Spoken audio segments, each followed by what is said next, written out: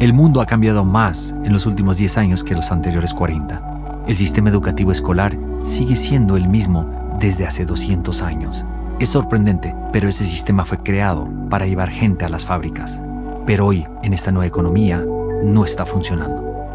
En el mundo, son millones de jóvenes los que sufren por lo que sucede detrás de las rejas y los altos muros de los colegios y universidades. Y es por esto que decidí investigar junto a mi equipo de antropólogos, psicólogos y neurocientíficos al sistema educativo.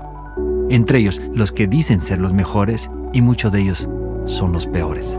Para así determinar si el sistema educativo actual beneficia o más bien afecta el desarrollo humano de esta época. Vale, ¿y a ti te gusta el colegio? No. ¿No? ¿Por qué? Porque es que hay veces la comida es muy mala y los profes muy regañones. Y para mí casi que ninguno me aguanta. El único que me ama es el profe de educación física porque me gusta mucho el deporte y corro rápido, entonces soy el que mejor le cae bien. El sistema educativo se montó con la revolución industrial y seguimos exactamente igual. Es decir, se enseñaba a la gente para que trabajara en fábricas. El sistema educativo, las fábricas y los coles se montaron al mismo tiempo. Y lo que se pretendía es que la gente no pensara o que pensara lo menos posible y sobre todo que no se equivocara, porque el error estaba castigado en una fábrica. El sistema educativo es un gran entramado de poder que va preparando e indoctrinando para el día de mañana a los futuros ciudadanos y que va aclimatándoles a lo que después van a tener que soportar habiendo desensibilizado esos efectos. Por ejemplo, el soportar el hostigamiento, la burla, la exclusión, el mecanismo de chivo expiatorio. Y muchas veces los niños en el sistema educativo lo que aprenden es que el mundo es una selva donde funciona el sálvese quien pueda. Esto prepara a un futuro ciudadano indiferente respecto a las injusticias sociales y que tampoco va a reclamar para sí la solidaridad de los demás. Por tanto, prepara a un individuo mucho más maleable, más manipulable y más aislado y con la sensación de que nadie está ahí fuera para crear una red de solidaridad conmigo.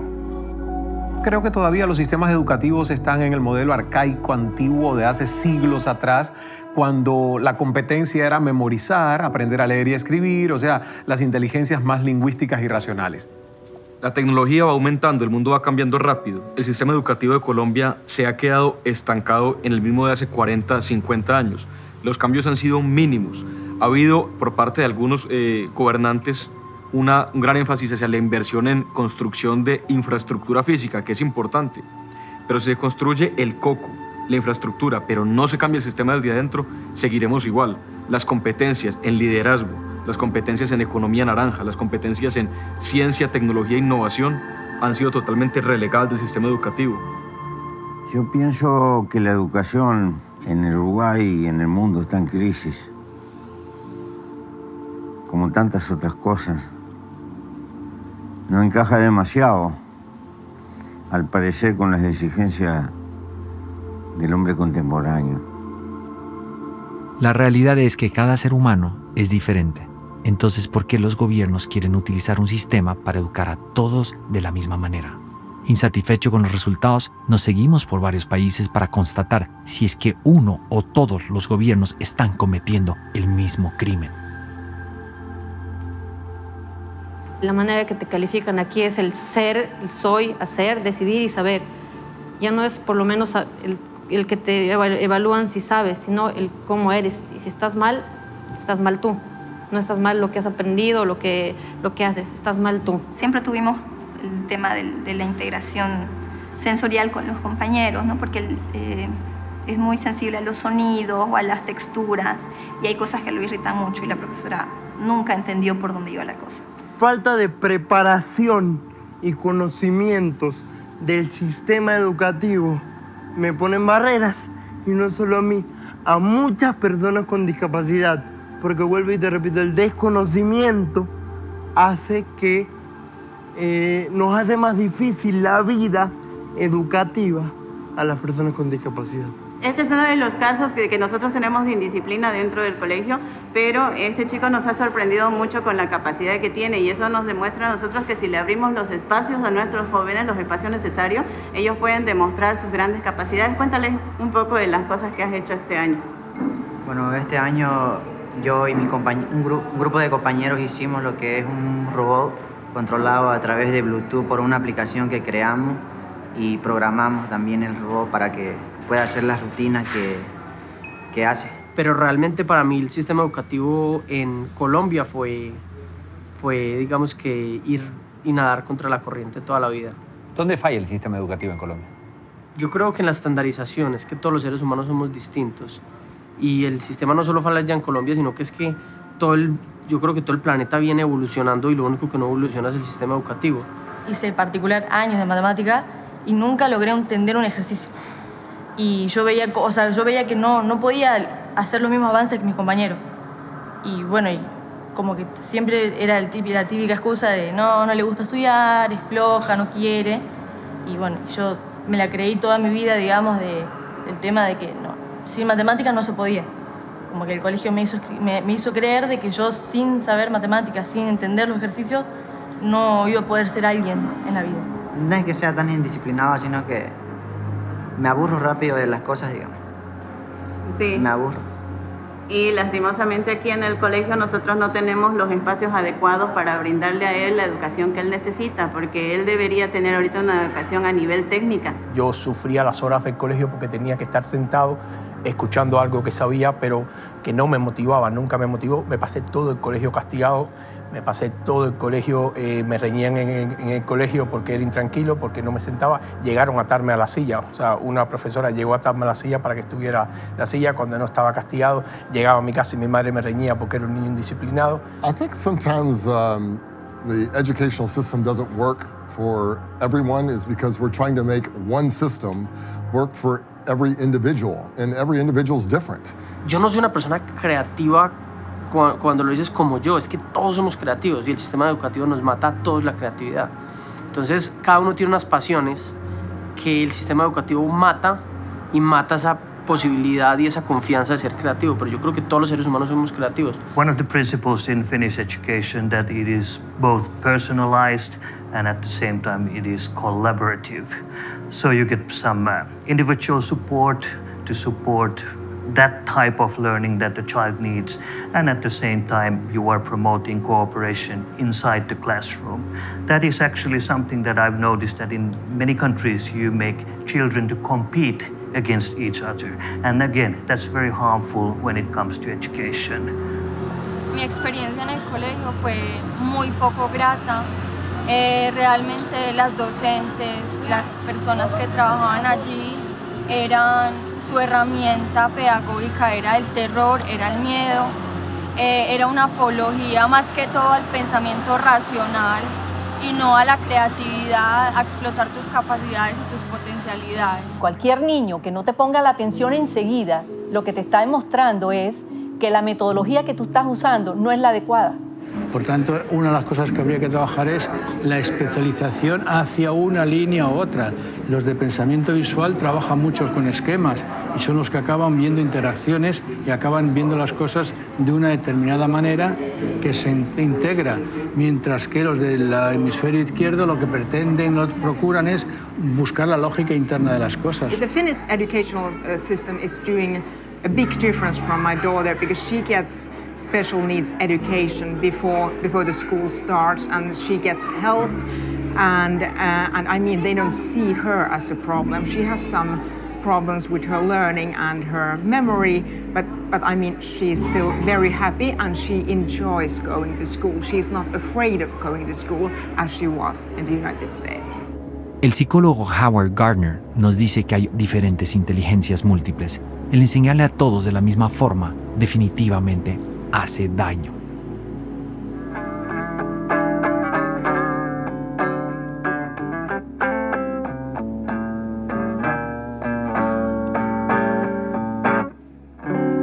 Muy buena, David. Cuéntame, David, ¿y cómo te sientes tú como artista dentro del sistema educativo? Es un poco abrumador, realmente es un poco abrumador porque siempre me toca justificarme por mí mismo. No, o sea, no, acá hay como ese interés en uno, esa ayuda, sino que uno simplemente tiene que salir adelante por sus propios medios. ¿El sistema educativo entiende y conversa con los artistas? No, el sistema educativo creo, pues a mi parecer, creo que solo se interesa en la parte de la inteligencia matemática.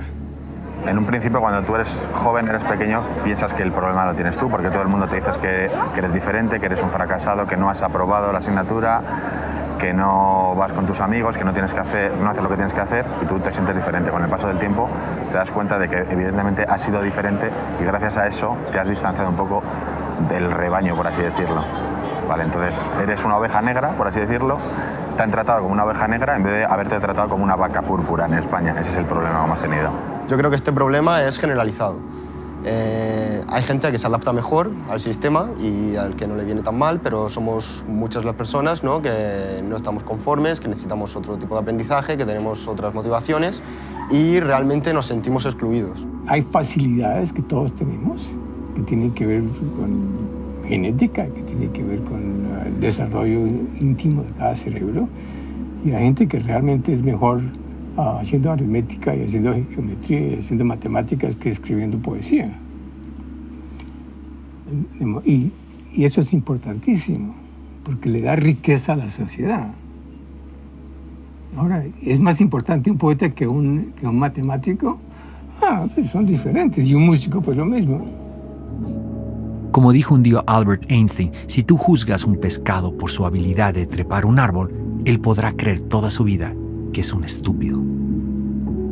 ¿Cuántos de nosotros fuimos afectados por no tener esa inteligencia matemática, como le llaman? Éramos los creativos, éramos los inquietos, pero el sistema no encajaba con nosotros y nosotros no encajábamos con el sistema.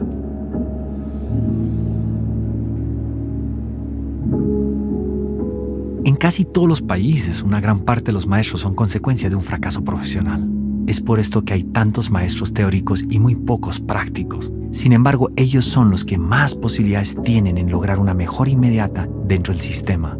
Después de haber entrevistado a varios de ellos en los diferentes países, me doy cuenta que la mayoría de los maestros no son felices. ¿Tus profesores son muy serios? ¿Son muy alejados ustedes o son buenos amigos de ustedes? No, muy alejados. ¿Sí?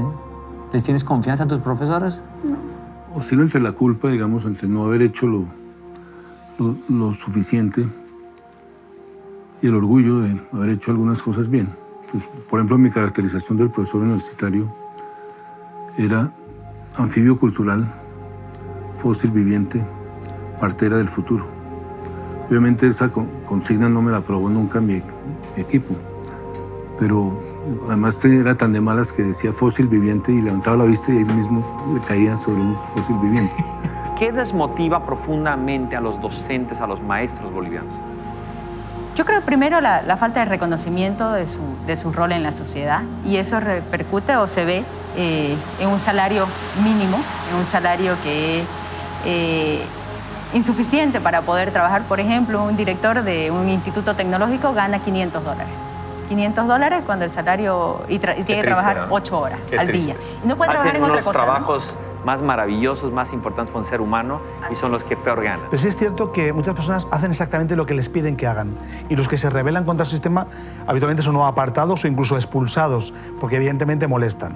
Yo creo que están todos frustrados, o en la mayoría de los casos frustrados, porque no pueden dar su mejor versión. Se tienen que ceñir al guión que les han puesto para que hagan exactamente lo que esperan de ellos. Por tanto, yo creo que la frustración es tan grande en los alumnos como en los docentes. Los docentes están calificados en general poco entusiasmados por razones sociales, culturales y porque han dejado de ser el ícono de la excelencia en una sociedad. Hace 100 años ser docente era ser alguien importante en el pueblo o en la ciudad. Hoy no necesariamente es así. Al perder esa autoridad, creo que han perdido un poquito de incentivo de mejorar, de innovar, de hacer cosas nuevas con los jóvenes. Sin embargo, siguen siendo lo más importante que una sociedad se puede brindar a sí misma. El lugar donde les cedemos, les damos prestados a nuestros hijos para que se hagan ciudadanos. Y eso es indelegable. Los docentes están como todo docente, como toda persona, en la zona esta de confort que se habla tanto, que no quiere cambiar, pero está preocupado porque no le va bien, se aburre.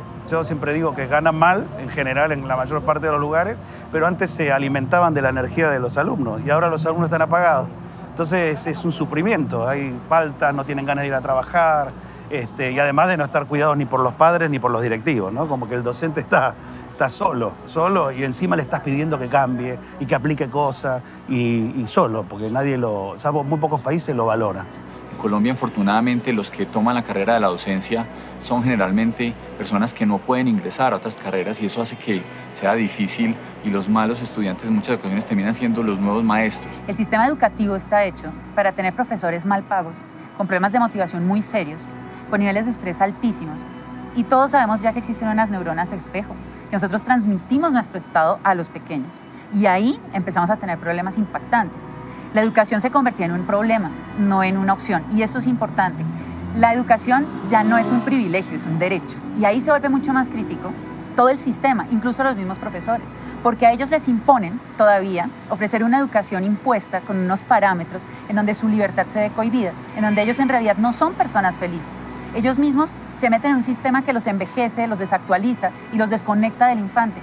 Y pues, como todos lo sabemos, cualquier tarea se vuelve difícil si nosotros no tenemos una conexión emocional con lo que hacemos. Nosotros somos todos un sistema.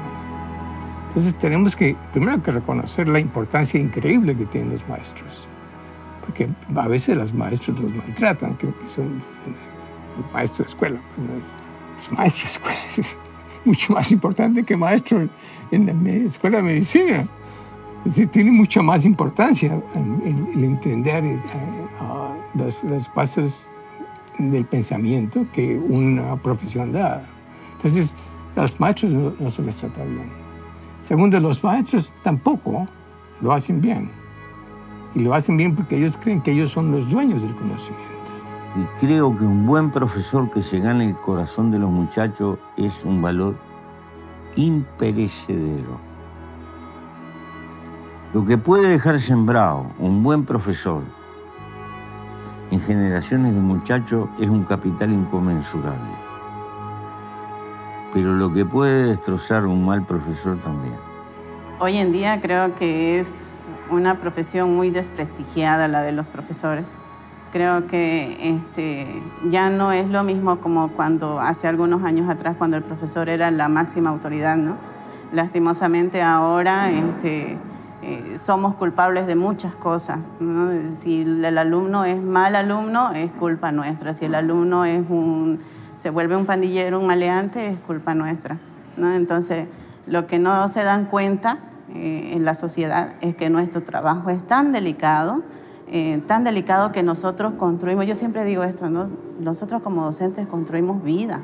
Los arquitectos pueden hacer edificios, los zapateros zapatos, pero nosotros como docentes armamos, construimos, creamos vida, creamos personas que mañana van a estar dentro de una sociedad. Entonces, creo que las personas no se dan cuenta la magnitud tan grande de la cual es nuestra labor profesional, ¿no? Como docentes. Do they make good money? No, not at all. They are just paid middle. It's not the money is not the motivation. It is actually it's so much about the a very autonomous academic profession. Teacher profession, it's quite valued. People trust us teachers, and we are, if I may say, we are highly educated. All the teachers, they have at least master's degree in their subject area, and they also have studied a lot of education. And also I'd like to say that we teachers, we have a lot of freedom. Can you teach how you feel too? Yeah, definitely I can. I really can. You're totally autonomous. Yeah, I would say that. Of course, we have some common goals by the administration, school administration, but we really can decide whether to have tests or not. We can evaluate our students without tests if we want to. So it used to be a 2-year seminar, and at that time it was transferred to the universities. So it became a 5-year education at the university and focusing on education. So I think the teachers are the biggest asset in Finnish education system. Well-motivated, experts of learning, and they assist us in the ministry more than what we can do for them. Do they make good money?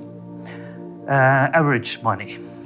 Bueno, en mi opinión, así, con mi experiencia, yo creo que lo más interesante es que ellos te dan como la libertad de tú poder hablar en la escuela, te sientes más libre y los profesores es como otro, te sientes como diferente en las escuelas. Sí, en mi opinión, que he estudiado en España y también en Ecuador. Y te sientes muy bien también al escuchar al profesor, te hacen sentir como parte de ti, porque eso es lo que tiene Finlandia, que te hacen que el profesor no es más ni el estudiante es menos, es que son ellos, todos son iguales. Por ejemplo, aquí a los profesores se les llama por su nombre, no es como profesor o así. Entonces, son los mismos derechos tenemos todos.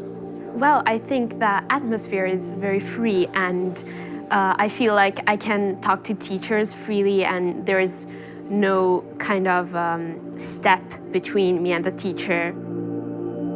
Me queda claro que Finlandia tiene uno de los mejores sistemas educativos del mundo, y eso lo logran a través de sus grandes maestros. Sin embargo, ¿de qué sirve estar en los primeros lugares de los famosos exámenes PISA si en Finlandia existe tanta depresión, tanto insomnio y también suicidio y alcoholismo?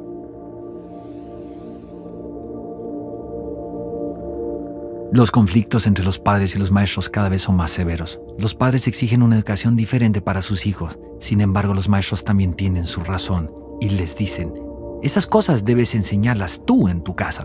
En medio de esta discusión, el estudiante se queda sin las competencias más necesarias para la vida. La participación de los padres dentro de la educación es deficiente porque, pues, por un lado, yo entiendo que a nosotros no nos forman para ser padres, yo soy mamá y es difícil porque tú no sabes cómo hacerlo, pero también porque hay como una cultura, una idea socialmente generalizada y es que la educación es un problema de la escuela y no vemos que la educación es un problema de toda la sociedad y de la familia fundamentalmente. Entonces los padres necesitan mayor orientación, pero también necesitan más compromiso y mayor responsabilidad con el trabajo de formación de los niños y los jóvenes. De hecho, muchos papás están contentos, muchos niños esperan que llegue el lunes porque la vida en la familia el fin de semana es peor que la escuela. O sea, sí, digamos, para muchos niños la escuela es un refugio. Lo que le ocurre a la sociedad va deprisa, la sociedad va sin conciencia. Y lo que ocurre es que las madres y los padres a veces pierden la ilusión y la conciencia educativa. Es en realidad una forma de contagiarse sobre aquello que nos rodea para dejar de hacer lo que quizás sea más ilusionante, que es educar a nuestros hijos. ¿Quién es el responsable de enseñar ese contexto que tanto habla usted? Para empezar, los padres y la familia tienen que explicarle las cosas a los niños. Segundo, los colegios. Tercero, las universidades. Cuando realmente quienes tienen realmente el poder deberían de tenerlo de enseñar, ¿no? Y la obligación son los padres y lo delegan en los profesores. Por lo cual, ¿qué ocurre? Los padres delegan a los profesores no hacen caso a los niños, los profesores no hacen caso a los niños, sino que simplemente lo que hacen es plena teoría, libros, y lee esto y haces ejercicios. ¿Qué ocurre? Que al final nadie sigue educado. Considero que muchas veces los padres no cumplimos con esta misión de estar más al tanto. ¿Qué es lo que tenemos que hacer? Lo que tenemos que hacer es generar las condiciones para establecer un diálogo constante con los hijos. Lo que no puede ser es que los padres vayan por un lado y el sistema por otro. Doctora Aldana, pero cuénteme usted bajo su experiencia, ¿dónde está la falla? ¿Por qué el sistema educativo no está funcionando?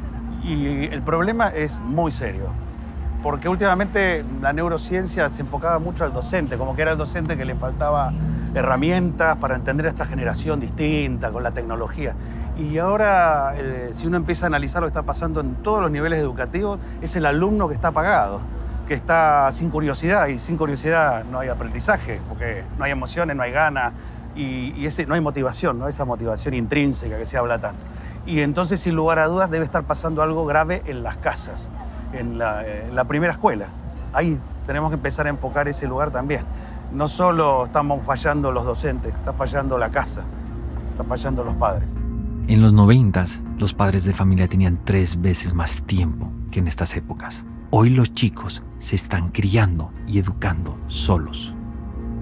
Hoy estamos invirtiendo nuestro tiempo en cosas que no van a ayudar a que nuestros hijos sean mejores personas.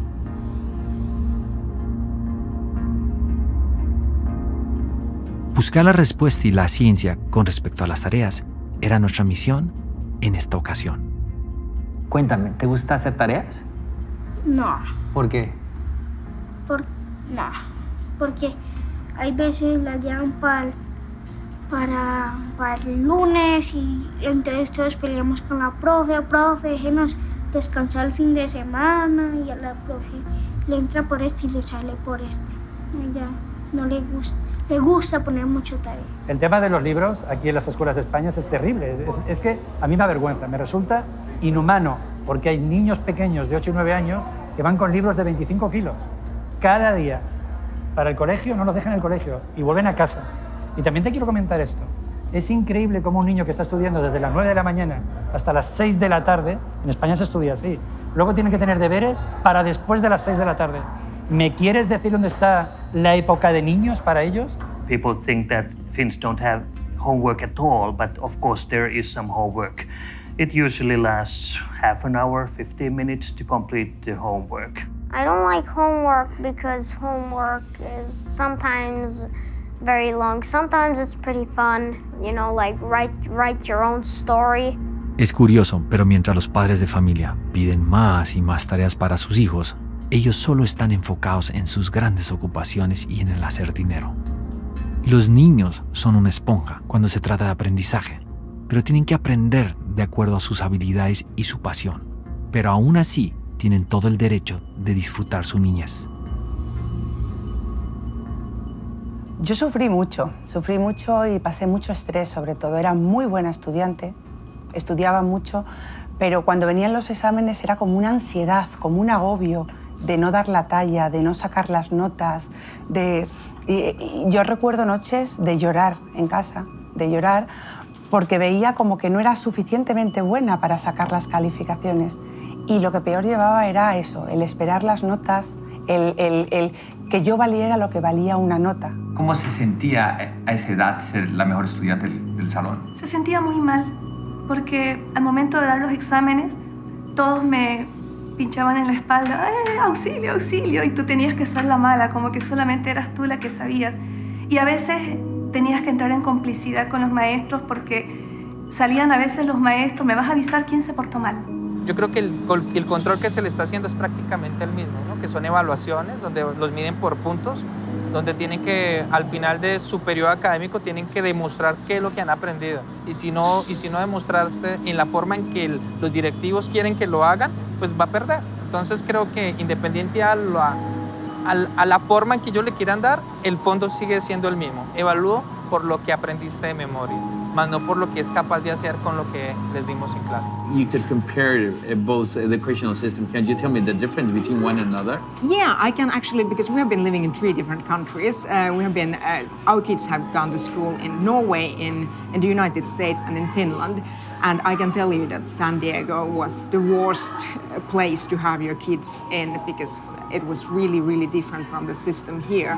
It was all about tests and test scores. Lo mismo que yo he sufrido y que yo sufrí en su momento, lo estoy viviendo hoy con mi hijo mayor.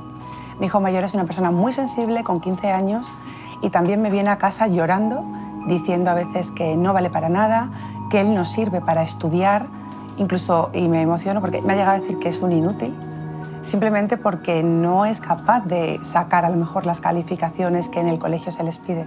Por lo tanto, después de un montón de años, el sistema sigue exactamente igual. Los países asiáticos, especialmente como Singapur, que hoy es el sistema educativo número 1 en el mundo, tienen una problemática muy seria. Están haciendo competir demasiado a los estudiantes. Es por eso que aquí existen centros comerciales llenos de tutores y escuelas para que los chicos puedan lograr los objetivos en la escuela. Fuimos a preguntar al ministro de Educación de Singapur qué es lo que está pasando, por qué exigen tanta competencia y por qué tienen estudiantes tan estresados. Obviamente, una vez más, no recibimos ninguna respuesta. Y lo curioso es que los maestros de Singapur tienen absolutamente prohibido hacer declaraciones sin permiso del ministerio. Hemos visto que las calificaciones, los exámenes estresan profundamente a los niños. ¿Cómo afecta el estrés en el cerebro al proceso de aprendizaje? Gravísimo, porque el estrés genera ansiedad y la ansiedad impide pensar. Yo creo que están mal, sobre todo para los niños y los adolescentes, porque les estás enseñando que equivocarse está mal y equivocarse no está mal. No intentarlo está mal. Porque para mí hay fracaso y hay derrota.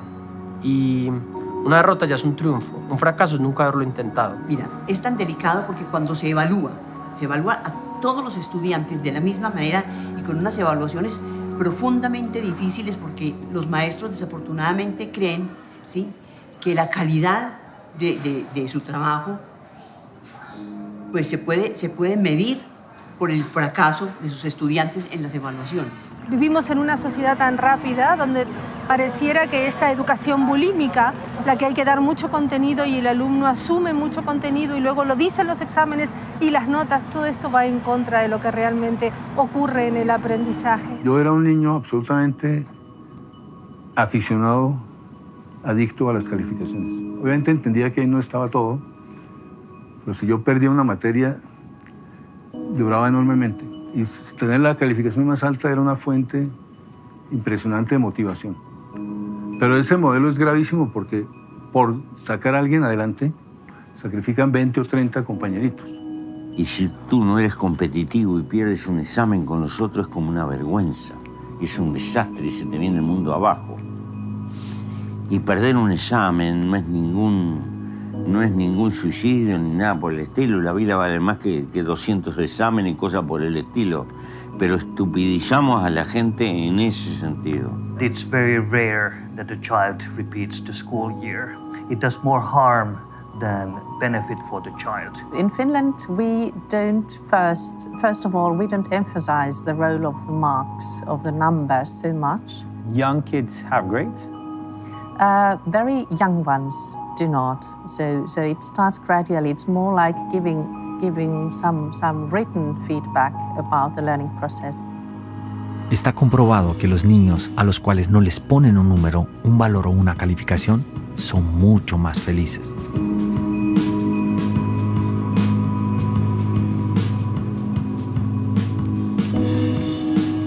Hice un ejercicio y es curioso el resultado. Estuve más de 20 minutos parado en una esquina y nadie en Finlandia me volteó a ver. La pregunta es, ¿acaso no les enseñan a amar, a querer, a sonreír, a conectarse? Eso es lo que necesita el mundo, amor y cariño. Pero también el sistema educativo necesita dar amor y dar cariño. Obviamente las matemáticas son esenciales para la vida, algo básico, pero no creo que sea algo en lo que yo me tenga que enfocar sí o sí. Por ejemplo, yo veo que en la pintura no necesito números.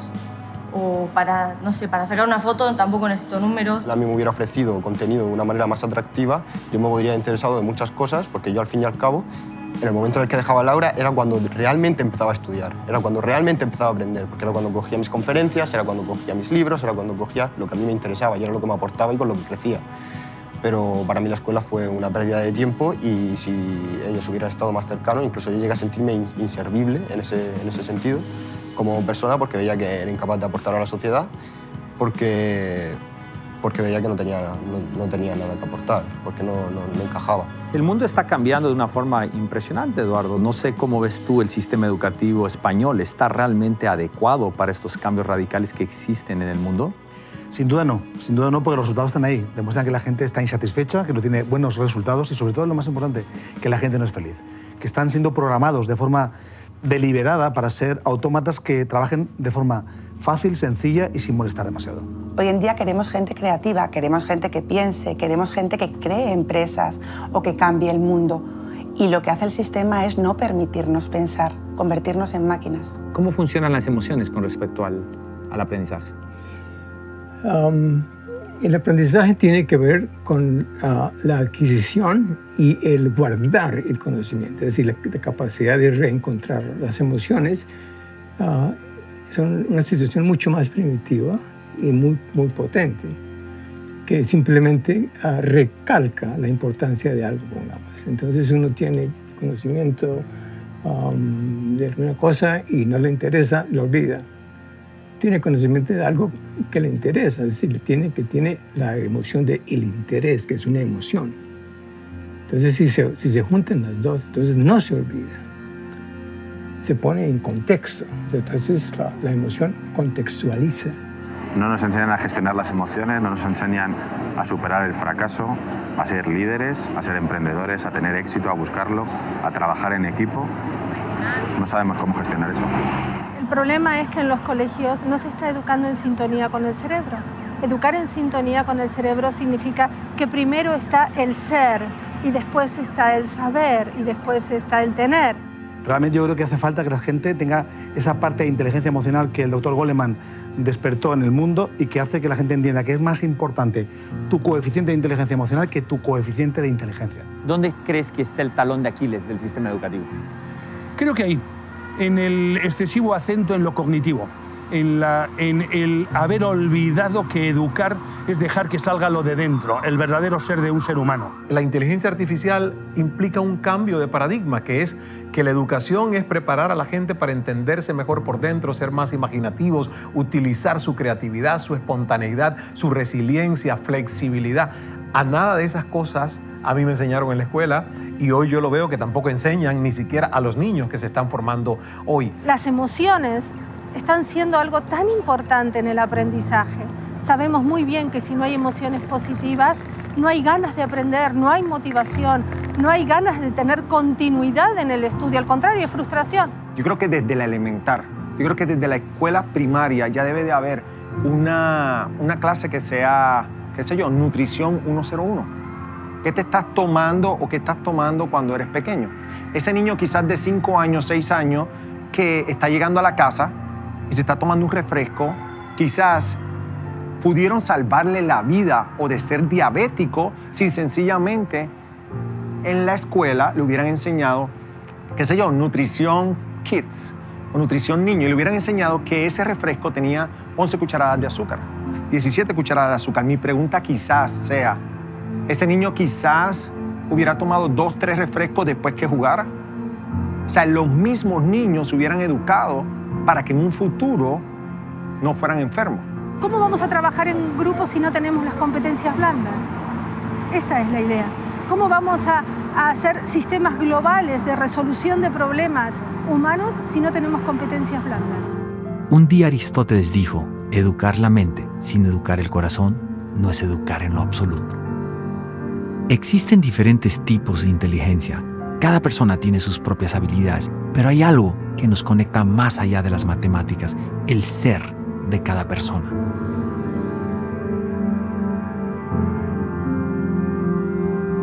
¿Qué es esta imagen? Como la profe me imagina. ¿Y qué es? ¿Qué significa? ¿Cómo te imaginas? Con la boca sellada. Un tema que es el TDAH, por ejemplo, es un tema muy cuestionado desde los años 90, donde decíamos que los niños muy hiperactivos, que siempre estaban inquietos, que siempre estaban preguntando, que estaban en otra cosa, en otra historia, mientras el profesor enseñaba. Pues bueno, seamos honestos, eso también fue una moda diagnóstica de toda esa población. El 90% seguramente no tenía un diagnóstico realmente de problemas químicos y desequilibrios, sino que le estorbaba al orden que la academia estaba exigiendo. Y bien delicado este tema, porque si te das cuenta, llamaban a los papás y nos decían, tu hijo es hiperactivo con déficit atencional, necesita un medicamento. Y te dejaban a ti la decisión, ¿medicas a tu hijo? Y tú decías, bueno, sí, medico. Ok, pero también tendrás que sentir tú cuándo es la hora de desmedicar. ¿Qué pasa? Era la mejor manera de deshacerse del problema académico de los niños hiperactivos, de los niños preguntones y de los niños inquietos. Hoy esto está en una reevaluación muy importante porque vemos nosotros que el niño curioso es el que realmente llega lejos. Porque, como te decía, cuando el cerebro se cuestiona, identifica una necesidad de una respuesta. Y el cerebro está hecho biológicamente para aprender. Tenés maestras que están diagnosticando. Entonces, eso acrecenta el estrés y la fatiga en los padres porque ellos mismos te dan un diagnóstico. Su hijo tiene déficit de atención, su hijo tiene hiperactividad, su hijo tiene Asperger.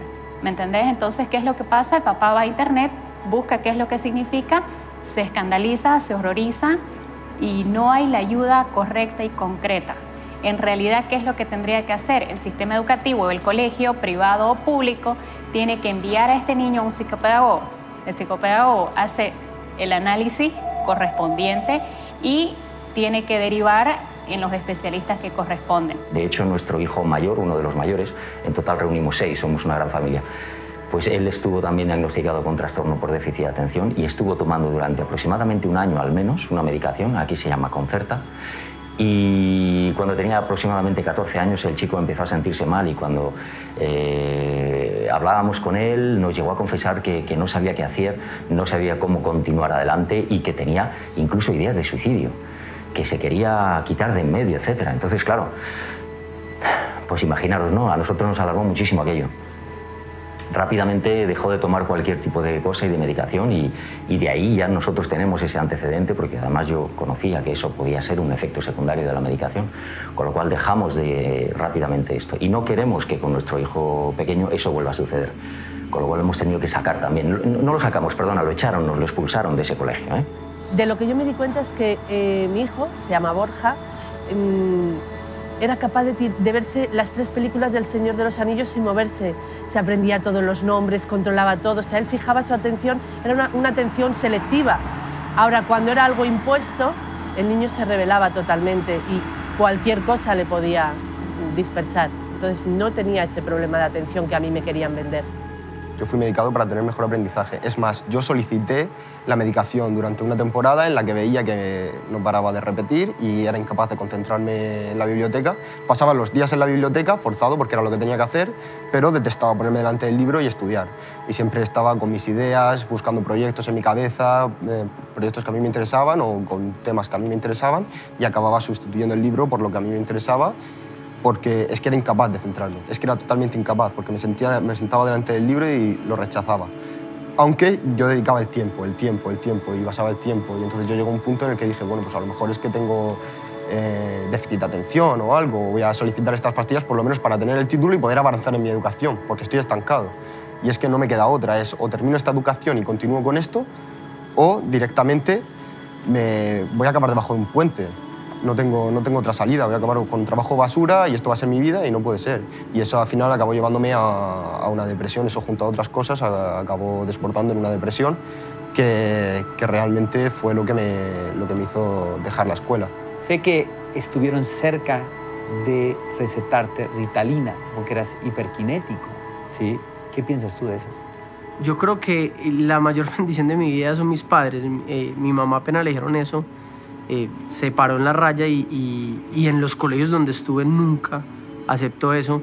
Ellos lo que hacían conmigo era que me patrocinaban un montón de actividades extracurriculares como para que yo botara esa energía.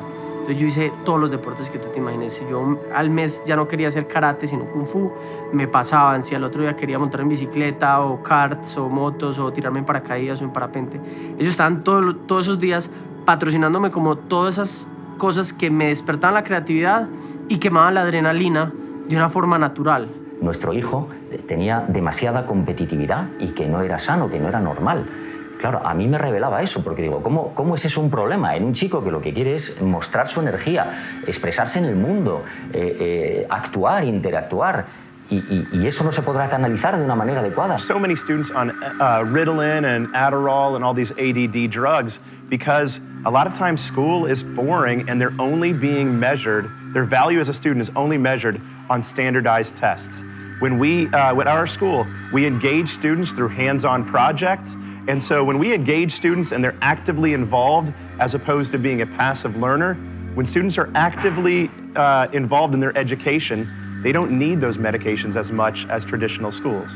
Yo pienso que la Ritalina se da cuando el maestro no está utilizando una buena metodología para que ese estudiante aprenda. TDAH desaparece en la medida en que el niño que medita está lo que tiene que estar en el momento y en el instante y a partir de ahí está plenamente atento.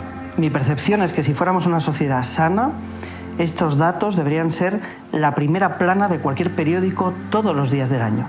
Estamos diagnosticando y medicando a cientos de miles de niños por todo el país simplemente porque el sistema educativo no es capaz de adaptarse a la diversidad en el aprendizaje y eso es algo que como sociedad estoy seguro que nos vamos a recriminar dentro de 30, 40, 50 años. La cantidad de niños que toman medicación sin necesitarla. Medicación psicofarmacológica, anfetaminas, que no necesitan y que va a tener graves consecuencias para su desarrollo en el futuro. Sabemos que como mucho el 4% de los niños puede tener TDA, aunque creemos que probablemente será el 2%.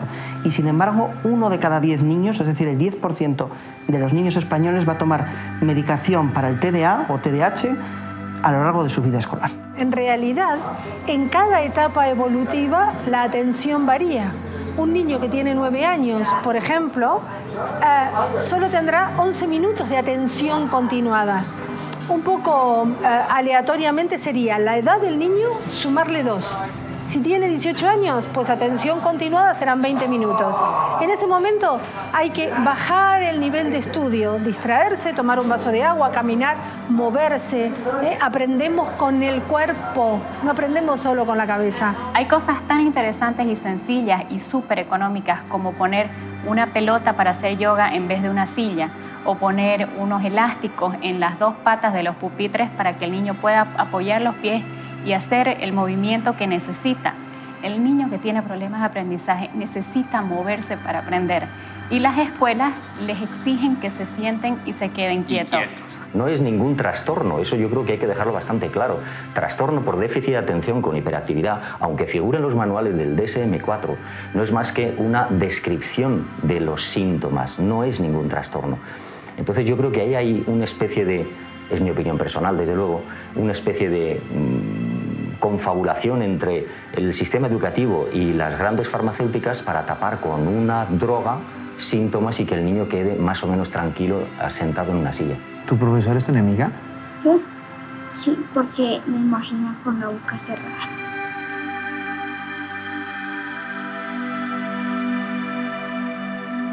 Me gustaría que en el colegio, digamos, tengan áreas así de ciencias, que tengamos laboratorios así donde podamos desarrollar así cosas de que algunos estudiantes tienen así una genialidad espectacular para que puedan desarrollar cosas en el colegio, pero lastimosamente no lo tenemos. Pues ir a la universidad y estudiar desde 3 años a 5 años y luego un posgrado me parece súper estúpido, porque la verdad la información que te están dando, tal vez cuando acabes la universidad ya no sirva para nada. Y no te están enseñando lo que realmente necesitas saber, que es saber dónde buscar la información útil y aplicarla rápidamente con ciertas estrategias para que esto te funcione. Entonces terminas la universidad, no sabes nada porque todo lo que te enseñaron ya pasó. Yo creo que se sienten obligados a tener buenos resultados porque al final se les mide por la nota o por la calificación que consigan, pero no motivados para seguir aprendiendo. Creo que realmente el sistema no les permite que tengan ilusión por formarse, simplemente hacerlo porque es lo que esperan de ellos. Es como una especie de deuda que tienen con su familia o con el resto de personas para que sean aceptados o sean reconocidos de alguna forma. Kids really don't care how much you know. They want to know how much you care about them. And if you build a relationship with a kid, they will do the learning on their own. Que estamos observando que los sistemas educativos del mundo están pensados desde el mundo de los adultos, creando una realidad a los niños que le es realmente totalmente ajena. Un niño, como premisa, debe tener una motivación propia para aprender, no una motivación impuesta. Todo lo que aprenda impuesto sin una necesidad detectada va a caer en los bancos de memoria, pero la garantía de recuperación y utilización son mínimos. Debemos centrarnos en enseñarle a los niños a hacer, y ahí va a aparecer el pensar. Pero no podemos, desde un mundo del pensar, crear un mundo del hacer. Los niños teóricos no existen, existen solamente los niños empíricos.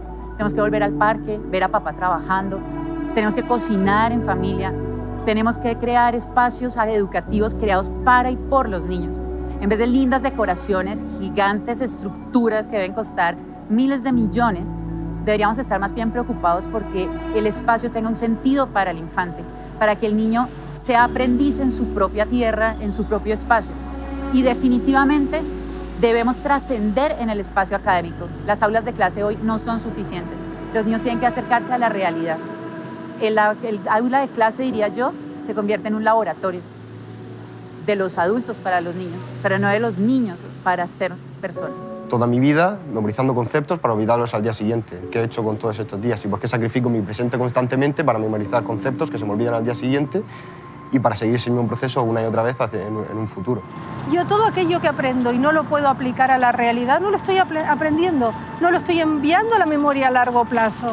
Es decir, pedirle a los alumnos que hagan un examen o que memoricen y que luego no sepan cómo aplicarlo a su vida. Yo creo que hay que terminar la clase, el día, preguntando cómo van a aplicar esto que aprendieron hoy y que lo hagan en grupo. En primer lugar, lo más importante es la motivación. El niño lo que tiene que estar es despierto y atento porque el estímulo, es decir, aquello que va a aprender, sea algo que le motive. Si no tenemos esa motivación, si el niño no está en modo juego, va a ser muy difícil que su cerebro se concentre. Y esa fase de concentración es fundamental porque el niño no aprende nada en lo que no está concentrado. En segundo lugar, es importante que el niño experimente, es decir, que el niño desarrolle algún tipo de interacción o de juego con aquello que queremos que aprenda, porque de esa manera su cerebro va a integrar la información con otros conocimientos que el niño ya tiene. Y por último, es muy importante ayudar al niño a recordar, es decir, que una vez que haya hecho ese experimento, que una vez que su cerebro haya aprendido, podemos enseñar al niño a recuperar esa información teniendo una conversación con él, demostrando a sus compañeros qué es lo que hizo y explicándolo, porque eso es la manera natural en la que el cerebro aprende y recuerda. Yo creo que lo que falla es la didáctica con la que se enseña.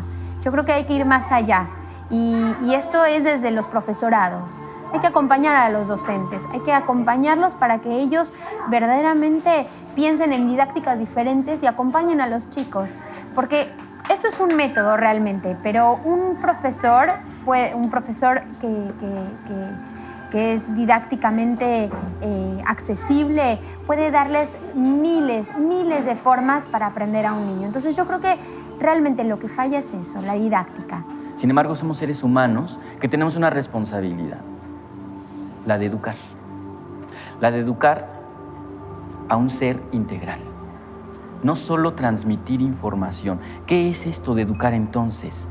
Educar es mostrarle caminos al discente, al alumno, para ser mejor persona.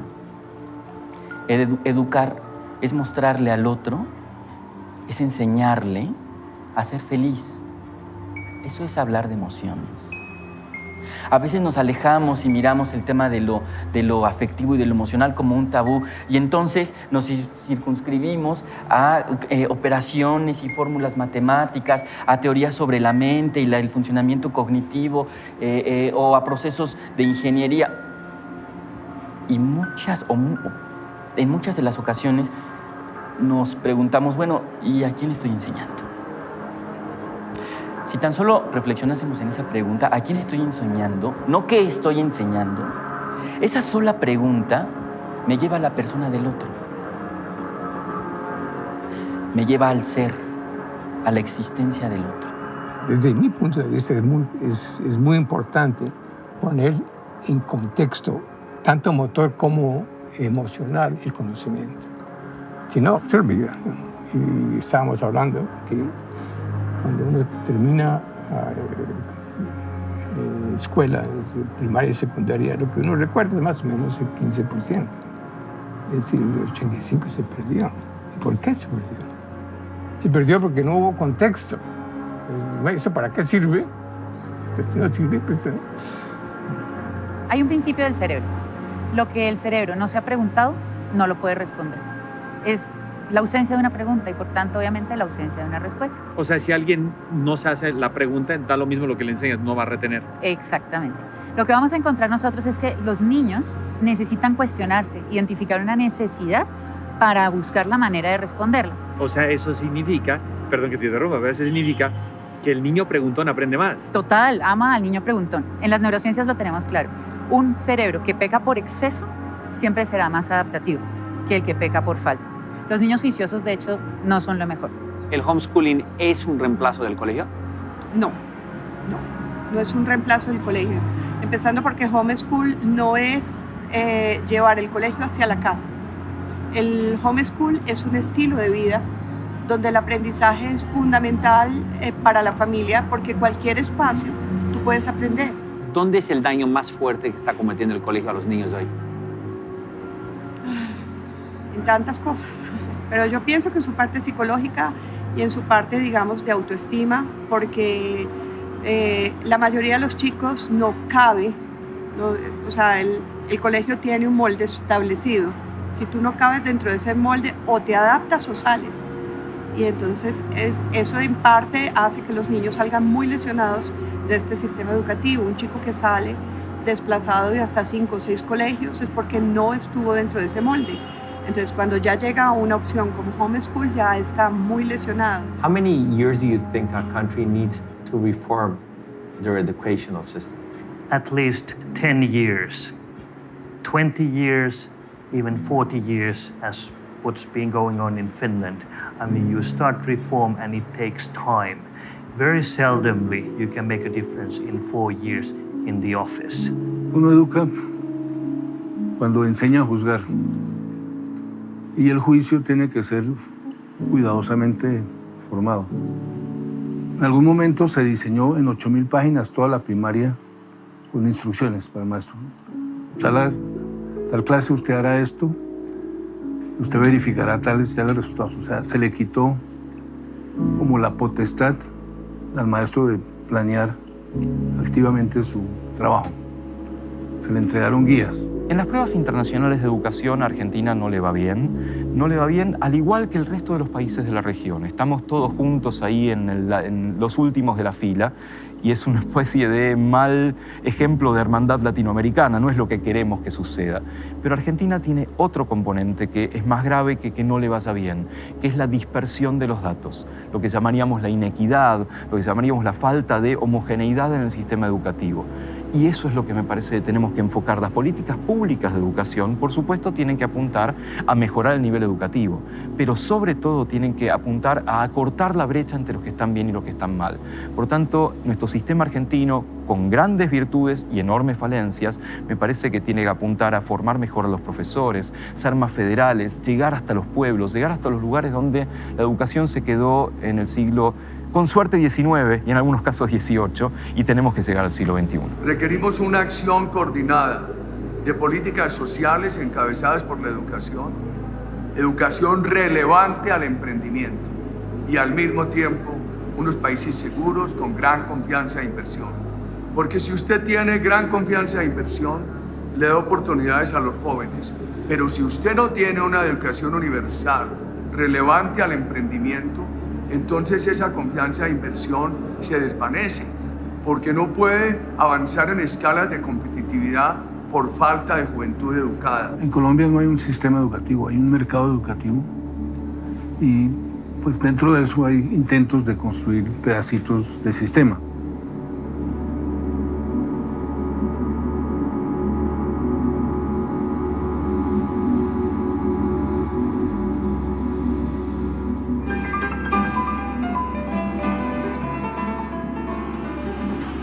¿Cómo no llegar a uno de los países con el mejor sistema educativo del mundo?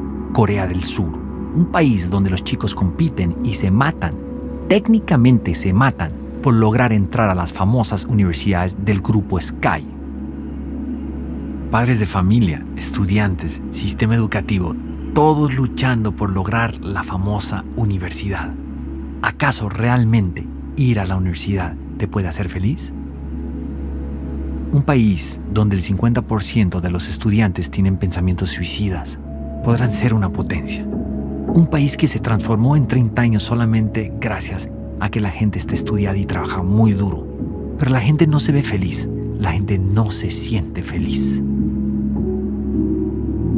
¿Acaso la vida es estudiar, estudiar y estudiar? ¿De qué sirve graduarse de la mejor universidad de Seúl si después no sabes relacionarte con tus amigos, con tu familia, con tu sociedad y no sabes utilizar tu inteligencia emocional y social? Es por eso que fuimos a visitar las universidades más importantes de Corea del Sur y después de caminar dentro de estas inmensas infraestructuras para encontrar el famoso departamento donde ellos atienden la salud mental de sus estudiantes, llegamos a una de las universidades más importantes de este país para preguntar ¿qué hace que los estudiantes coreanos tengan tantos pensamientos suicidas? Durante un par de horas estuvimos esperando para encontrar las respuestas y una vez más no pasó nada. Las explicaciones, las excusas, las justificaciones para no responder nuestras preguntas parecieran que fueran muy comunes dentro del sistema educativo. Nadie quiere dar la cara a este problema social tan importante. 이 비유를 들자면은 융통성 없는 군대. 융통성 어떤 소통이 안 되는 군대 같은 느낌. 군대에서는 자기가 원하는 것만, 그냥 자기가 지시하는 것만 얘기하고 우리는 그걸 받아들여야 하는 입장이고, 그다음에 어떤 자기의 생각을 Después de viajar a tantos países y ver tantas cosas buenas y demasiadas malas, una de las cosas más impresionantes de esta investigación fue llegar al Centro de Terapia contra el Suicidio para Estudiantes Surcoreanos. Entrar a esta infraestructura y ver 40 ataúdes uno tras otro y darte cuenta que existen estas terapias para que los chicos descubran, sientan y se arrepientan de sus pensamientos suicidas, te hace entender el tamaño del problema. ¿Acaso es tan importante ser aceptado en una de esas famosas universidades del grupo Sky? A este nivel ha llegado este país, el número 1 según los exámenes PISA dentro de los sistemas educativos del mundo.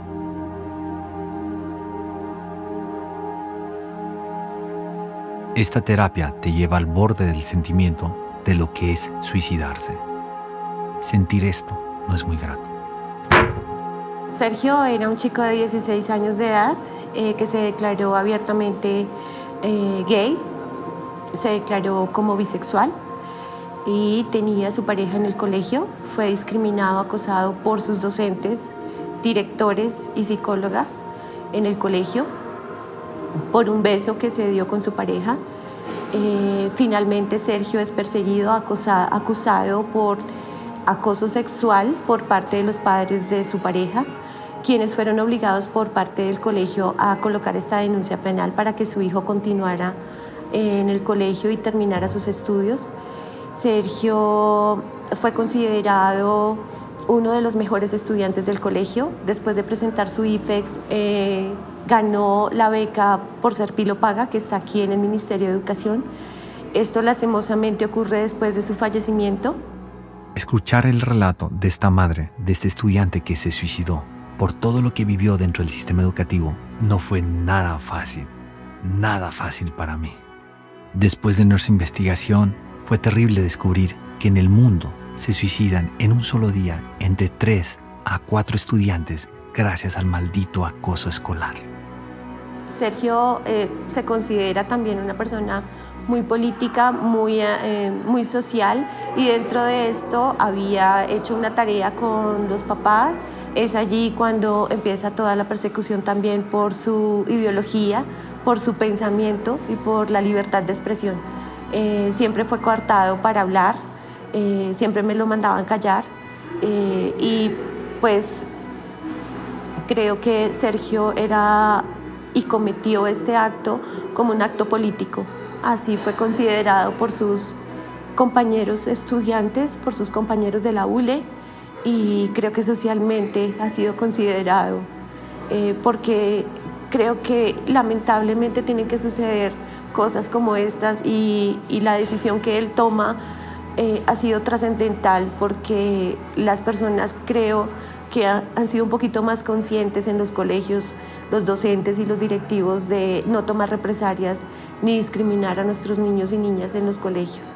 Yes, people have bullied me because according to people I'm very short. Ahora se escucha más el tema del bullying, pero yo lo recibía de parte de los mismos directores, del mismo colegio y aunque mis padres no quieran admitirlo, yo les decía, no me parece justo esto. Iñaki, pero ¿cómo puede ser que alguien le haga bullying a un personaje de 2 metros con 7 centímetros? Ahora es poco recomendable. Ahora más ya aprendí a defenderme, en aquella época no, hace muchos años que me pasó. Tenía 11 años, siempre he destacado por la estatura. Con 11 años, ya 12 ya tenía 1,82 m, con 14 medía 1,98 m, con 15 pasaba los 2 metros. Y lo que me pasaba era que la gente lo que veía era claro, con 1,82 m la gente te ve un cuerpo de una persona adulta, pero realmente eres un niño que actúas como lo que eres, pero la gente eso no lo ve. La primera que lo vio así fue mi profesora, la que era mi tutora ese año, que ya tenía la idea de que era retrasado mental. Me llevó al psicólogo del colegio sin consentimiento ni conocimiento de mis padres. El diagnóstico de este buen profesional también, y lo de bueno entre comillas, fue exactamente el mismo. Y como tal, como ella pensaba que por mi cuerpo, envergadura y complexión podía hacer daño a alguien, me tuvo todo el año sin recreo, sin preparación. ¿Te recreo? Sí. ¿Y te dejaban en el salón, en el recreo? Me dejaron en el salón, no me dejaron en clase. No podía salir del aula. ¿Y por qué no podía salir del aula? Porque ya pensaba que podía hacer daño a alguien. Luego, aparte, hubo otro chaval que me puso el mote de Jacobo cuanto más a Tomás Bobo. Este chaval, la gracia coló. Al final, la profesora, cuando pasaba lista en clase, en vez de llamarme Iñaki, me llamaba Jacobo. Ella te decía Jacobo, ¿por tu apodo? Por mi apodo. Y ya las risas eran continuas. Y luego, aparte, había un grupo de chavales mayores que eran los que me perseguían, me pegaban, tiraban los libros, eran los que me estaban ahí machacando todo el santo día. Hasta el punto de que pues un día me dieron una paliza, me reventaron la cabeza a patadas. De hecho, bueno, pues aquí, permíteme un segundito. ¿Ves? Está roto, los labios por dentro. Tengo machacados de las patadas que me pegaron aquel día. Y previamente a esto tuve un intento de suicidio. Me fui a un acantilado, yo vivo aquí al norte de España, en la costa, y me fui al acantilado y estuve a punto de tirarme. Lo que pasa que aquel día es un punto de inflexión muy marcado en mi vida, porque lo que pudo ser el final de mi vida fue el principio, porque me hice un juramento de que a partir de ese día nunca más nadie me iba a pisar. Alejo, ¿cómo te fue a ti en el colegio? Bueno, en el colegio, en las calificaciones me fue muy bien, siempre fue excelente, pero aunque hubo mucho bullying, que aprendí a superarlo, no es que tuve un estudio, pues digamos, día a día bueno, pero lo pude superar, aunque hubo mucho bullying y todavía hay bullying. Cuéntame una experiencia tuya con el bullying. Bueno, una experiencia fue en séptimo, donde me cogieron y me metieron a la caneca de una basura, con la basura, y me pusieron a rodar por todo el patio, por todo, digamos. ¿Qué hacían los docentes, los directores? Ellos, porque sé que en tu país no están los docentes, los maestros capacitados para atender situaciones de bullying. ¿Qué pasaba con ellos y contigo y la gente que te bulleaba? Realmente fueron muy pocos los profesores que se sensibilizaron conmigo en esa parte cuando me hacían bullying, y no hacían mayor cosa. ¿Por qué? Porque la directora nunca me creía, nunca me creyó. No perdamos de vista que la violencia es una conducta aprendida. El niño, la niña, el adolescente, el joven no es violento por naturaleza, sino que asume esas conductas producto de este bombardeo mediático, esta influencia que vemos cotidianamente en las comunidades. Entonces el bullying es una expresión violenta de todo este entorno en el que no hemos tenido la capacidad de entendernos, de dialogar para evitar ese tipo de agresiones. Robinson, gracias por proporcionarme la carta pues tan triste, ¿no? Tan dura que escribió Diego antes de suicidarse. Pero en esta carta, por lo que leo, queda bien claro su excelente relación con su abuelo y con sus padres. Muy claro. Ahora, si el problema no viene de la familia, que muchas veces esos suicidios vienen de problemas familiares, especialmente tratándose de un chico de la edad de él, entonces yo te pregunto a ti como abogado del caso, ¿sí? ¿Qué es lo que has investigado? ¿Qué tienes sobre la mesa con respecto a este caso? ¿Qué fue lo que hizo que un chico de 11 años se suicide y diga que es por dejar de ir al colegio? Bien, el problema fundamental es el colegio. El problema fundamental es el colegio, es decir, hubo muchísima presión, muchísimo moving por parte de los profesores hacia el niño. ¿Qué es moving? Pues fundamentalmente es cuando se ejerce una presión indebida sobre una persona, bien sea en el ámbito laboral o bien en el ámbito social o personal. Y se ejerce una presión que te fuerza a ti a hacer cosas que tú no quieres o con las que tú no te sientes cómodo. En este caso concreto ha quedado perfectamente claro, y además por otros casos previos que han ocurrido también en ese colegio, que este no es el único caso, que la reacción de los profesores, la forma de los profesores de tratar a los menores y demás, tuvo muchísimo que ver con toda esta historia. Y luego está el segundo elemento, que es el tema del bullying de los compañeros. Entonces la mezcla de ambos fue lo que llevó a Diego al final a suicidarse, porque claro, él veía que no encontraba apoyo ni en sus profesores, ni absolutamente en nadie. El bullying es como lo mismo que pasaba antes con la violencia de género con las mujeres. Que antes no se hablaba de eso, todo el mundo sabía que existía, todo el mundo sabía que era un fenómeno que estaba en la sociedad, pero las mujeres que lo padecían nunca hablaban de ello, nunca decían nada. El bullying es exactamente igual. El bullying, por su propia naturaleza, se esconde a los ojos de la gente. ¿Y el mobbing se esconde también? También, claramente. O sea, los niños tienen miedo de hablar de los problemas que tienen con los maestros en la Claramente. escuela. De hecho, el bullying, cuando llega a situaciones graves, lo llega precisamente por la inacción o por el moving de los propios profesores. ¿Los maestros en tu país están capacitados para atender situaciones de bullying? No. Profesionalmente no. Nunca los han O sea, nunca nos han dado cursos sobre bullying, digamos. Nosotros por nuestro lado investigamos, tratamos de hacer lo necesario, ¿no? Pero que nos hayan dado una charla, un curso exclusivo sobre cómo pasar o cómo sobresalir del bullying, no. En España, 1 de cada 4 niños sufren conductas de hostigamiento, sobre todo psicológico y menos físico, sobre una base muy frecuente. 1 de cada 4 son cientos de miles de niños que van todos los días a la escuela descontando en su cabeza que algo malo les va a pasar, que sufren problemas de ansiedad, somatizaciones, y algunos de ellos sufren problemas de estrés postraumático que están siendo confundidos con problemas de hiperactividad, porque dicen que estamos atacando a la docencia, al sistema, etc. Los padres en casa también están machacando, no físicamente, no olvidemos que el maltrato físico es un problema, el maltrato psicológico. ¿Qué pasa con todos esos niños que desde pequeño están escuchando el mensaje de tú no vales para nada, nunca serás nada, no como tu hermana, no como tu hermano? El garbanzo negro, el chivo expiatorio de la casa, se convierte después en más frecuentemente víctima porque es más vulnerable. Son formas de acoso. ¿Qué tienen que ver con el acoso escolar? Que esos niños ya vapuleados en esos entornos después son más vulnerables a que compañeros de estudios ataquen a estos niños porque sencillamente tienen su resiliencia destruida, tienen su autoestima destruida, no son capaces de hacer frente. De alguna manera son unas víctimas más fáciles, más económicas. El mobbing escolar es la dinámica de acoso que sufren los niños desde que empiezan en la maternal hasta que se egresan de la universidad y que tiene que ver con situaciones de hostigamiento recurrentes a manos de profesores, a manos de compañeros, a manos de todos aquellos que se convierten en depredadores para estas víctimas. ¿El Ministerio de Educación de España tiene capacitado a los colegios y a los docentes para atender estos casos? No, no existe una capacitación ni en el sistema de enseñanza de los profesores o maestros, no hay asignaturas que expliquen cómo luchar eficazmente contra el acoso escolar, tampoco hay protocolos eficaces porque se está haciendo una intervención reactiva. Cuando hay casos de acoso escolar se empieza entonces a hacer algo y la única forma de erradicar el acoso escolar es prevenir, es medir, es preguntarle a los niños frecuentemente qué están sufriendo, qué conductas reportan como muy frecuentemente. Y claro, eso significa darse la mala noticia de que en todas las aulas en España tenemos casos de acoso escolar. ¿Y en los colegios privados hay alguna diferencia? No, los colegios privados tienen una diferencia y es que como viven mucho más de su imagen pública, suelen tapar mucho más los casos y al taparlos y al pasar el tiempo producen víctimas mucho más graves, con secuelas psicológicas mucho más intensas y casos que terminan judicializándose porque a las familias no les queda otro remedio que pasar a la acción judicial. Hicimos todo lo posible por contactarlos para que nos den una entrevista y no fue posible.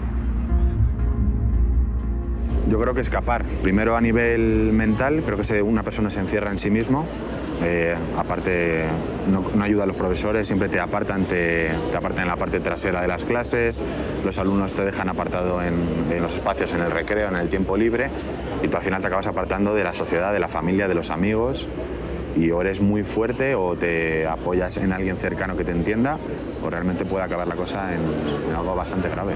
Lo que me gustaría cambiar desde mis alcances como académico en el sistema educativo es la sensibilización. Porque parece ser que incluso pertenece a una especie de nuestros arquetipos, ¿no? Sistema es igual a algo frío, estructurado, rígido, inamovible e inflexible y por lo tanto impersonal, ¿no? O apersonal. Yo cambiaría esas formas de concebir las cosas. Finalmente no puedo cambiar el sistema, no. Pero como psicólogo, ¿qué me interesa? La forma como nos representamos al sistema. Estoy loco por llegar a mi casa, abrazar a mi hijo y pedirle perdón, porque me doy cuenta que yo lo he hecho infeliz, que yo he ayudado su infelicidad, porque yo he apoyado el sistema educativo en vez de apoyar a mi hijo. Yo tenía que estar con mi hijo incondicionalmente y ayudarlo a él, ayudarlo a lo mejor a sobrellevar el sistema educativo y no enfrentarme a él y hacer lo que he hecho, que realmente ha sido eso, darle la espalda a él, ponerme a favor del sistema educativo y matar su creatividad, matar sus ganas de crecer, matar esas ganas de ser él mismo. Yo he apagado esa llama de él mismo imponiéndole algo que no debía hacer. Tuve etapas en mi vida en que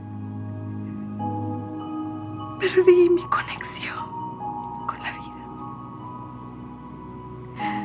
Hubo etapas en 3 oportunidades en mi vida en que le perdí el sentido a vivir.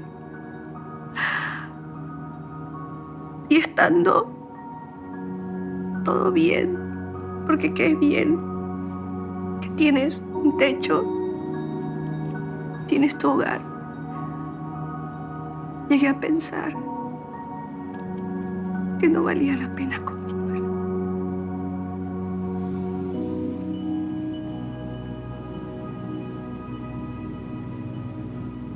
3 a 4 suicidios por acoso y presión escolar al día.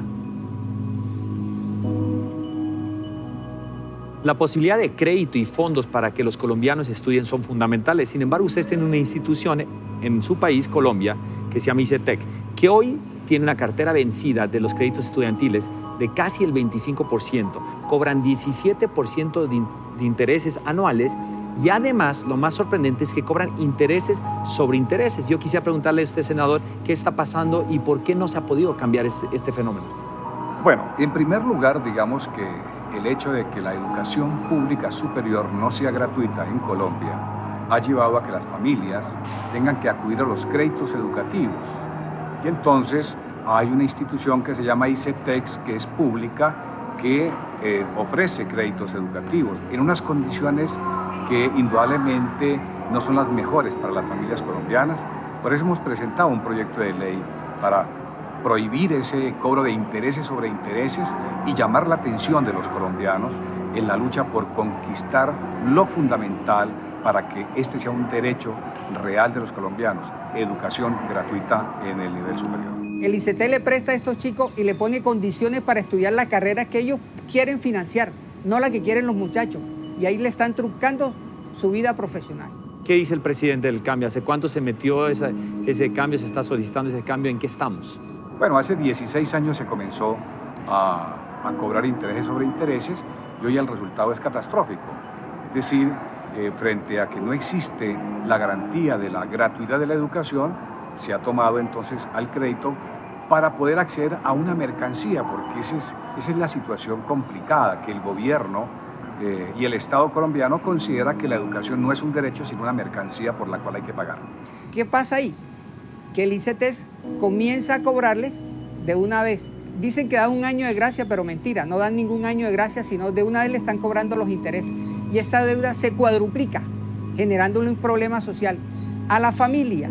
Por supuesto que se genera corrupción en torno a esto, porque hay una nube de abogados que se vuelven cobradores de los créditos, familias empobrecidas que no tienen cómo pagar el crédito y terminan hipotecando, entregando sus inmuebles, su apartamento, en fin, y sobre esto se ha generado una gran corrupción.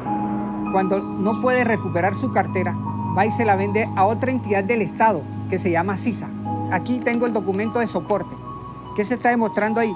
Que CISA se la vende a una empresa negocios estratégicos y esa empresa de negocios estratégicos triplica la deuda de los estudiantes colombianos. En el mundo, los estudiantes y sus familias ya no pueden pagar sus deudas escolares. Esto está afectando a demasiada gente y nadie está haciendo nada al respecto. ¿Dónde está la corrupción? ¿Dónde está el negocio? ¿Dónde está el negocio de la educación para los gobiernos y los políticos en Latinoamérica, no solamente en Bolivia? Yo creo que en el manejo de los ítems. El manejo de los ítems, de los docentes, por lo menos en Bolivia, ahí se da la mayor corrupción.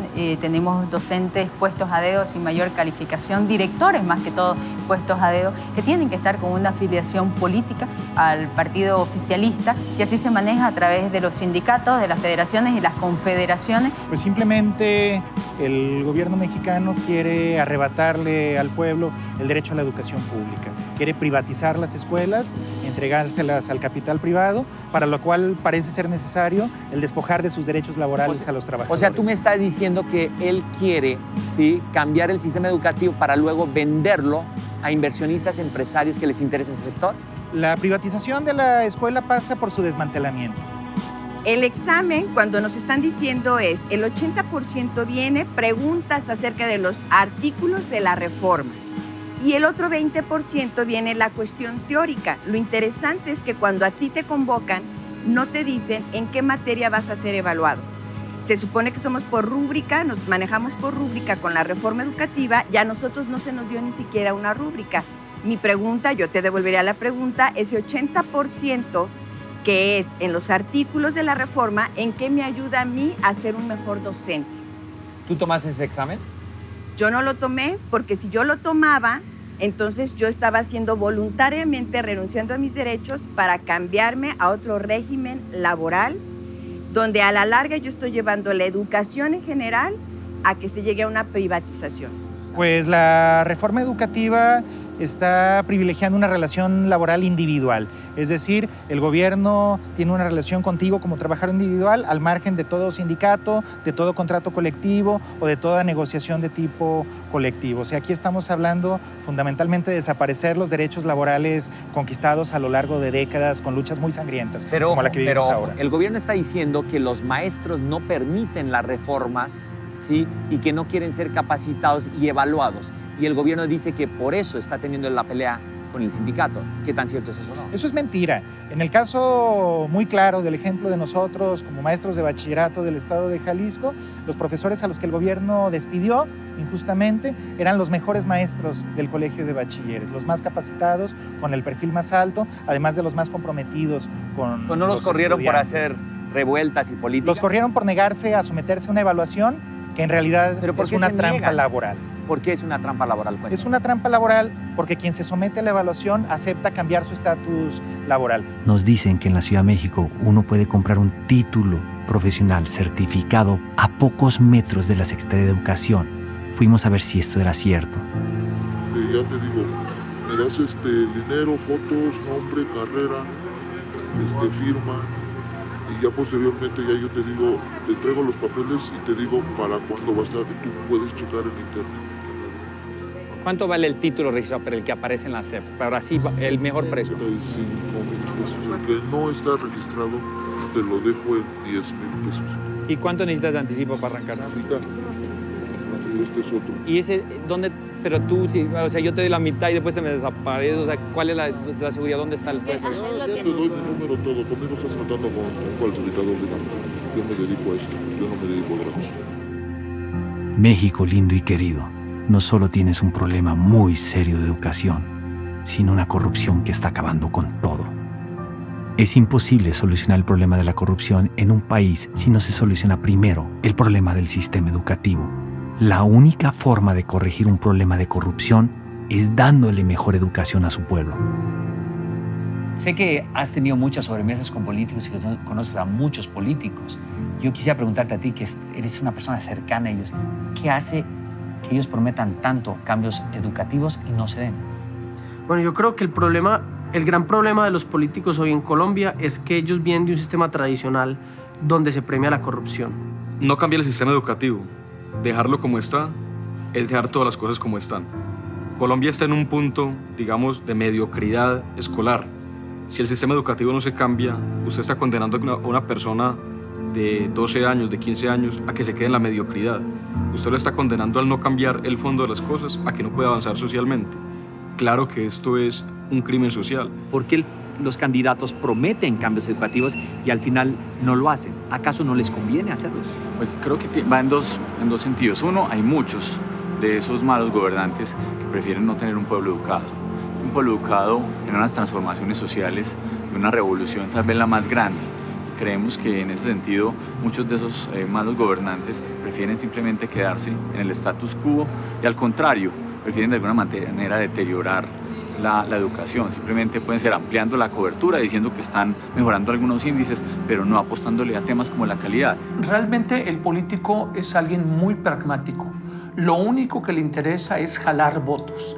y las investigaciones que él hace, cuantitativa, cualitativa, le indican cuáles son los elementos de mayor rentabilidad. De tal forma que si él identifica que el empleo o identifica que la seguridad son los temas a tocar, los toca. La educación no está regularmente en la mente de campaña. Lo que hay es una reducción presupuestal. El gobierno se desentiende de su obligación de aportar recursos presupuestales suficientes para que la escuela funcione. Es decir, escuela que no tenga con qué funcionar, pues se va a caer o va a dejar de funcionar. De hecho, ya se están cerrando muchas escuelas en toda la República Mexicana por falta de recursos. Eso abre un campo para la intervención empresarial, que es, como sabemos, en el caso de la educación, pues un negocio redondo. La verdad es que es un negocio muy grande el que se esconde detrás de la reforma educativa. ¿Qué le interesa más a un político? ¿Hacer una carretera o un puente? ¿O invertir en educación, en que los chicos sean mejores personas? Lo que le interesa a un político, aparte puede construir puentes, carreteras y educación, lo que más le interesa es su imagen. Lo que más le interesa es hacerse ver bien. Lo que más le interesa es no perder el poder, no perder la posición en la que se encuentra. Sin embargo, una cosa es lo que el político promete y otra cosa es lo que el político hace. Realmente en las campañas en las que yo he participado, educación es siempre un tema secundario, si no es que terciario. Se enfoca solamente en algunos segmentos muy concretos y lo que sí te puedo decir es que no existe convicción para que la inversión ya durante el ejercicio de gobierno se concentre en esos sectores estratégicos, como es la educación. Cuando decidimos emprender una universidad y ofertar una opción educativa diferente a la tradicional, con lo único que nos topamos por parte de la autoridad educativa fue con un monstruo de extorsión y corrupción. Nos costó a nosotros más de 7 juicios contenciosos administrativos y 3 por extorsión contra estos funcionarios corruptos. Habíamos hecho todo de acuerdo a normatividad. Acreditamos planes y programas, acreditamos matrícula docente, acreditamos infraestructura con una inversión millonaria y equipamiento. Y no bastó. Querían una millonada en efectivo. Nos pidieron un porcentaje accionario de la universidad y por si fuera poco, querían ser dueños de la propiedad. Un país que le apuesta a la educación reduce la corrupción. Un país que no educa a su pueblo incrementa la corrupción. Solucionar los problemas de hambre, pobreza y falta de desarrollo humano no es un tema de balas, es un tema de lápices y pizarrones. La educación traslada cosas de un lado a otro y permite la interiorización de criterios de juicio. Entonces, cuando la educación falla, los criterios para juzgar qué es bueno, qué es malo, patinan. Vamos, mi impresión es que en los últimos 20, 25 años la educación ha producido justificaciones. O sea, el colombiano sabe decirse cuentos para justificar la corrupción, para justificar la violencia. Nuestros países latinoamericanos cada vez tienen más dinero, cada vez se ven más millonarios, pero la educación no ha cambiado. Preocupémonos porque nuestra tierra sea una tierra más educada. Esa será la única forma que podamos convertir a nuestra cultura en una cultura más abundante y más próspera y, lo más importante, menos corrupta. Mientras esta situación no cambie, no dejaré de trabajar a favor de la educación.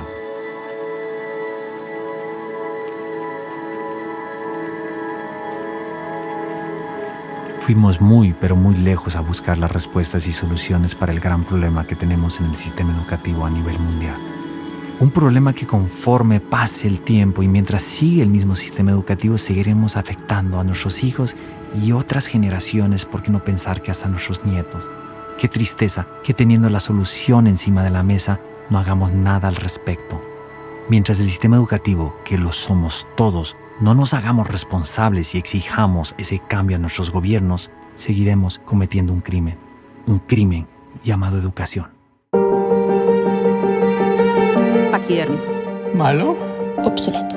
Arcaico. Analfabetismo emocional. Retos. Una basura. Cárcel. Atraso. Babel. Calabozo. desprestigiado, deprimente, cerrado, triste, antiguo, fracaso, cognitivo, lamentable, autocomplaciente, una ilusión, caos. Es un crimen total.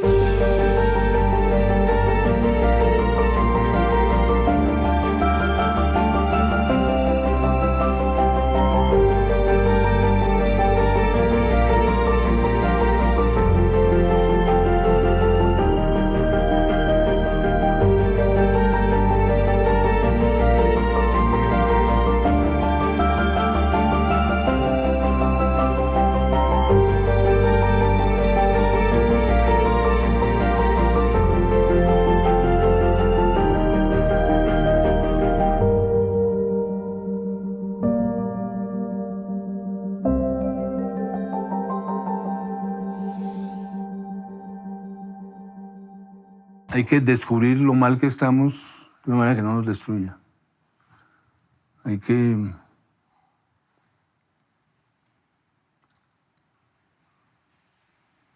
pues de algún modo escoger nuestros héroes. Hay un poema de Borges muy lindo, dice: ¿dónde están los héroes? Ya no los hay. Pero dice: tranquilos, ya pasará el tiempo y aparecerán los héroes.